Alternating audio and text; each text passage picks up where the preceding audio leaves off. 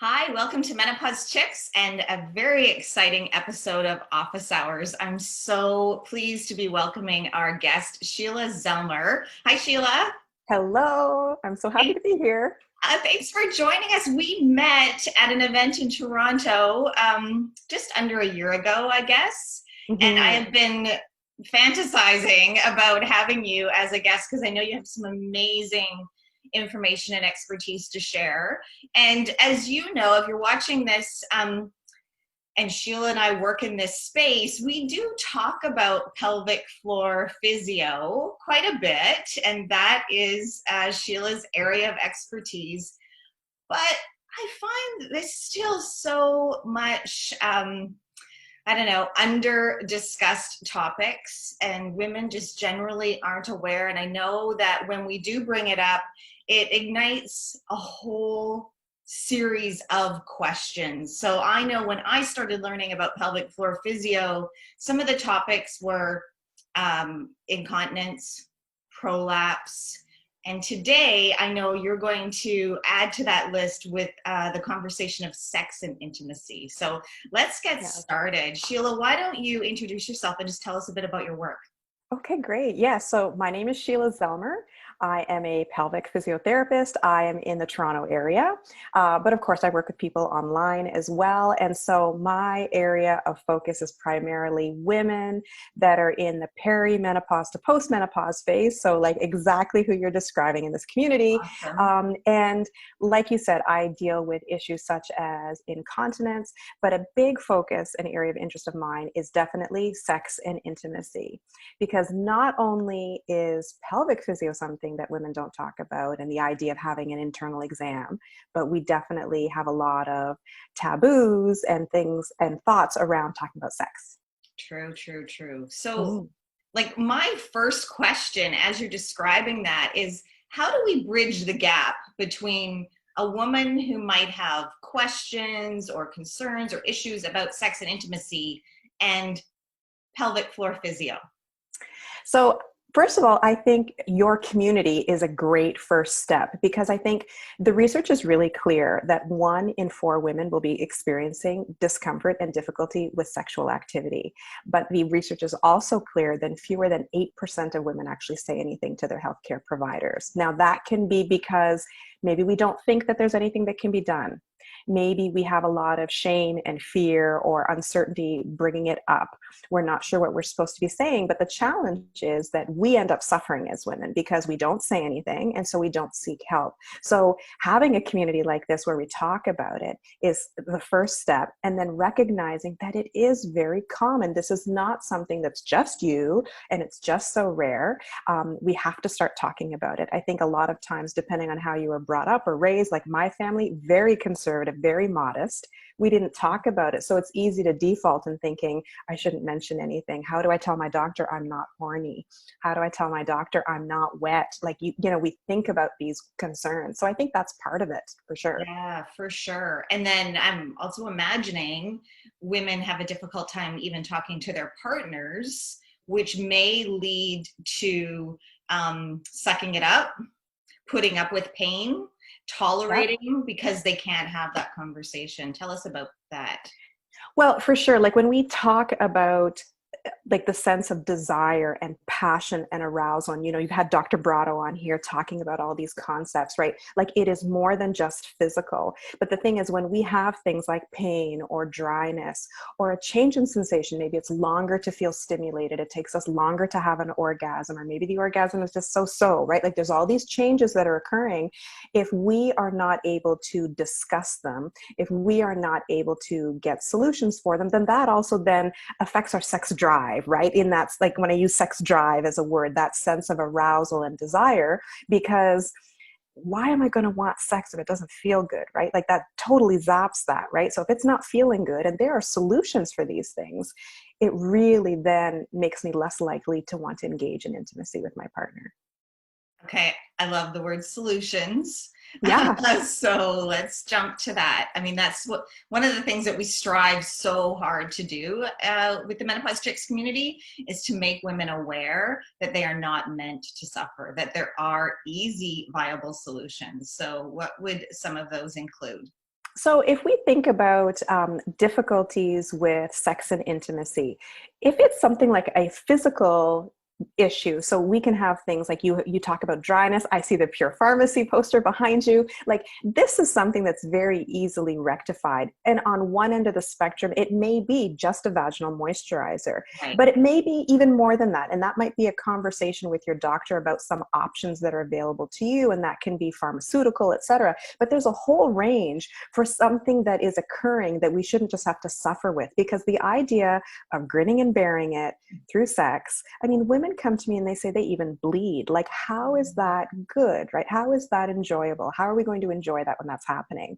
And if it's something more like the idea that, I can't quite get to an orgasm, so I'm having difficulty there, that can be a muscle dysfunction. Our pelvic floor muscles, which run from the pubic bone in the front all the way to the tailbone in the back, they support the walls of the vagina, they come against the clitoris, and they need to be strong enough to maintain that stimulation, but not so tense that they're preventing the blood from flowing, right? So there's this fine balance. We can't have too much strength, so squeezing is not always the answer. But again, addressing some of those variables by saying, okay, I'm having some physical concerns, as well as that sort of communication and mindset concerns. Because Dr. Brotto talks about this, like the way we view ourselves as women. Do we see ourselves as a woman who likes sex, who enjoys it? Like, to even say those words can be hard for some of us to say, I like sex, right? Like, so how do you feel about saying that? And if that is true, if you say that I enjoy sex, then what are the actions that go with that? How do I prioritize sex and intimacy in my life? How do I prioritize my own care so that I can enjoy that part of my physical self, right? Yeah, that's a really good point too. I mean, I think sometimes we do talk about the difficult, uncomfortable conversations that some women experience, but that might not be you. You might be No. totally comfortable walking into your healthcare professional and saying, I am having issues with A, B, and C, and you have no difficulty having the conversation. So we are speaking to everyone today, but you may not know about what all of the options are that are available for you to access and to invite onto your health team. And if you are one of those women who, may have difficulty bringing it up with your healthcare professional, I've had an experience with I've had a positive pelvic floor physiotherapist experience. And I would like to tell you, you don't even have to walk in there and announce your primary concern, because there's such a comfortable intake process, Q&A, with your pelvic floor physio, that it is going to come up. Yes, we are notorious for lots of paperwork, right? Like, so there is this, it's paperwork, it's questions, because it's looking at everything. So it might be like including your menstrual history, your sexual history, but even your thoughts and feelings about yourself. Like, what is your stress level like? What is your physical activity level like? Sleep, all of these things that influence all of this. So it naturally unfolds, even if you're a little bit concerned about how to say certain things, or even if there's things that you're not aware are connected, we'll start to connect those dots for you.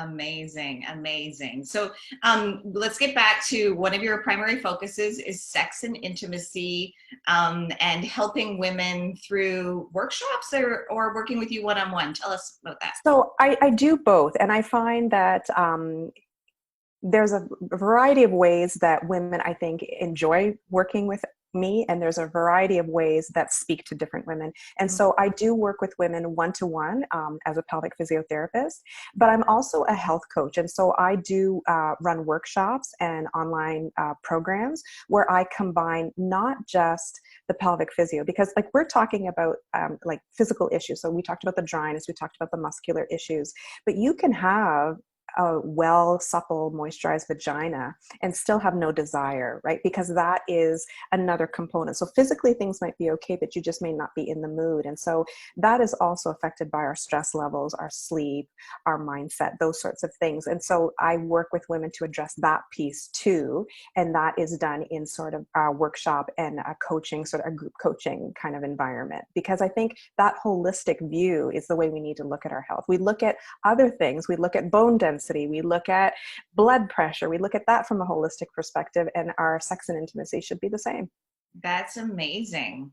And the first thing that popped into my mind too is, this gift of midlife often brings up this opportunity. For sure. We may be speaking to women today who for 20, 25 years have been so focused on the family, the house, caring for older parents, whatever the to-do list includes. And it might just be an opportunity now to kind of redirect the light towards yourself and realize that a workshop, a one-on-one, a conversation at the very least would be beneficial. Yes, for sure. Because I think allowing yourselves to actually ask the questions, am I okay in this area? Right. And we've never really thought about asking ourselves Yeah. because we're so busy taking care of everybody else. So what's the most common question you get from women? I'll probably say, is this normal? That's what everybody wants to Mine know. too. Yeah, for sure. Is this normal? And, I think that when people say, is this normal? They're wanting to know, does this warrant attention? I think that's really what the question is, right? Does it warrant attention, or can I just ignore this? Like, is this Right. just Well, that's okay? so Right? Mhm. Yeah. And so I think that's kind of where that's coming from, because sometimes, again, we don't have the information, or we're afraid. We're afraid of what would this mean. So I think that's the thing that I get asked the most.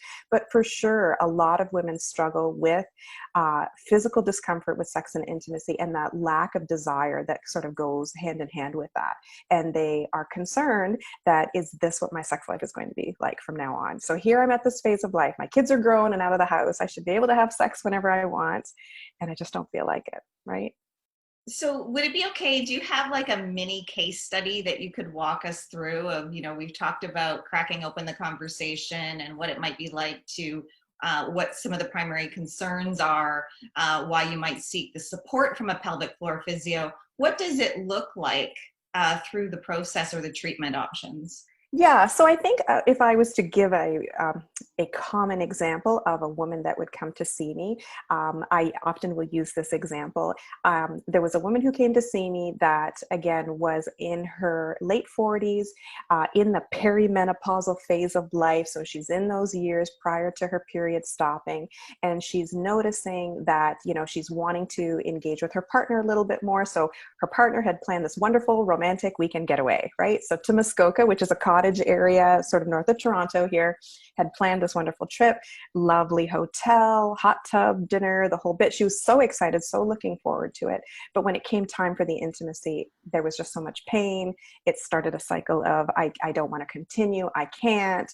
She felt bad. He was trying to be supportive. Like, it was this downward sort of spiral. And that just put this cloud over the weekend, right? Like, that is a common thing that a woman would say, like, and that was just the impetus to, I have to do something. And that's how she came to see me. And so for this woman, we started by understanding, like, how has sex been throughout her sexual history, right? How did it feel? Was she able to identify what felt good, what not felt good? What was her orgasms like, arousal, all of these things, the sensation. So we went through all of that. And I did do a physical exam with this woman. And so in the physical examination, I included an internal examination because I wanted to see, what are her pelvic floor muscles like? Are they relaxed? Is it tight? What happens when I do an exam, and how does she respond? And so she had overactivity of her pelvic floor, which is very common. So, not a looseness of the pelvic floor, but an overactivity. Her muscles were very tense. And so we worked on exercises, meditation, breathing, self-care that went beyond just physiotherapy exercises, but a whole sort of lifestyle of recognizing, I need to take some time and sit and maybe enjoy my cup of tea rather than doing it in multitasking, like just taking that pause to relax, because our pelvic floor muscles very much reflect what's going on in our body. If we are tense, our shoulders are up by our ears, our pelvic floor muscles will be tense as well. So that's what her treatment program went through. It went through all of that, how to stretch, how to relax, how to connect her breath with the pelvic floor and release all of that so that she could enjoy the intimacy. But it was also things like using the right kind of moisturizer. Like, coconut oil is not a great choice. It's one that a lot of women try, but we had to use the right kind of moisturizer. And the other self-care, like, she had to stop using soap to strip away all those oils and things like that. So it was a lot of learning that had to happen too, in order for her to be able to be intimate again, and also be vulnerable enough to try, because that's often what happens when we are unsuccessful, and in the sense that it hurts and I have to stop, we're nervous of it happening again, right? Yeah. Right. Oh my God. So lots of learning in there. If I could just try to recap: no soap, vaginas, a Yes. cleaning oven. Self-cleaning oven, just water, Yeah. and I often will tell women, because I think we have all these messages of what the vulva and the vagina is supposed to smell like, right? Like roses, coconut lime verbena, all this kind of business. But the more we strip away all of those natural oils, we're going to produce more discharge and more of these things too, right? So keeping like wearing no underwear at night, keeping it clean with just water is absolutely sufficient. And for women who have leakage and we're worried about urine and things like that, water is still enough to keep that area clean, for sure. Yeah. Okay. So no soap, use the right moisturizer. I love sleeping with no underwear. That's amazing. It's also great if your body temperature is changing, because just sleep naked. Yes. Good idea. Yeah, for sure. What else did you say in there? Oh, I think, if we're debunking myths today, let's underscore the fact that seeing a pelvic floor physio, practicing regular pelvic floor exercises is not always about strengthening. Yes. Yeah, for sure. 100%. I think by far a lot of women, when they think about pelvic floor or pelvic floor exercises, if I use that in air quotes, they think Kegels, squeezing. But by far the majority of people, and the research really bears this out, have too much activity of the pelvic floor. And so if you had your shoulders up by your ears all day, the last thing you're going to go to do at the gym is more shrugs, right? We're going to work on relaxing the shoulders. And so that's what we really focus on, relaxing the pelvic floor. Because when we do that, now the muscle can move and do what it's supposed to do instead of being all clenched up. And you also mentioned meditation, and I know yoga too is sometimes, so it sounds like it's much more of an integrated approach than simply visiting your office for half an hour and then going home, right? It's not like going to the dentist, although we want you to think of it as going to the dentist. Well, just like going to the dentist, we have to be mindful of our flossing and all of the care that goes in between. And this is part of that too. But again, our pelvic floor muscles, they're not like the muscles in your thigh. They're not like the muscles in your arm that you can turn on and off voluntarily. They're more like your heart that's pumping behind the scenes. It also responds to the things that make your heart rate go up. If we are scared, if we are tense, if we are anxious, our pelvic floor is going to respond the same way. So lifestyle habits like meditation, mindfulness, and Dr. Brado talks about the mindfulness a lot. Not only is it good for that libido and increasing sensation, but it's also for just in general allowing the body to be in a more rested state where it can be optimized in the pelvic floor, for sure. Amazing, amazing. So I know that one of the questions we're going to get is, how can women work with you?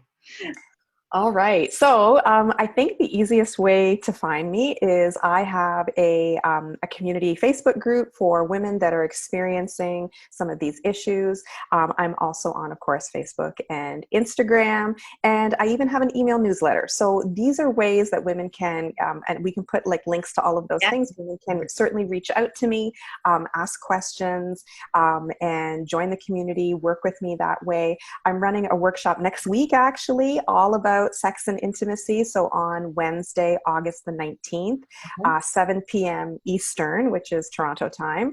So I am running a workshop about sex and intimacy and how to improve that physiotherapy wise, but also from a whole lifestyle wise, right? So yeah. Amazing. Okay, so we will put all of those links in the comments below. And I have a question that I like to ask all of our guests on office hours. Okay. That is, if there was one thing that you want women who are navigating perimenopause to menopause to know, what is it? So what I would say is that you are worth it. You are worth the priority to do this. This is not something that you can just ignore and one day say it's not too bad. But if you are experiencing difficulties in these areas that I've been talking about, you deserve the sex life and the health and the vitality that you want, and you deserve it. So please seek help. Yeah, for sure. For Yeah, sure. and Yeah, there are viable options. So totally. Yes. if you're watching this, I hope that you will accept our challenge. I'm challenging everyone in the Menopause Chicks community in 2020 to moisturize their vagina and to see a pelvic floor physiotherapist. Love it. As Sheela says, you are worth it. Thanks for taking the time today. And everyone, please check out Sheila's links below and join her workshop next week. Amazing. Thank you so much. I This can't was a wait to lot of do this fun. again. See you later. Good night.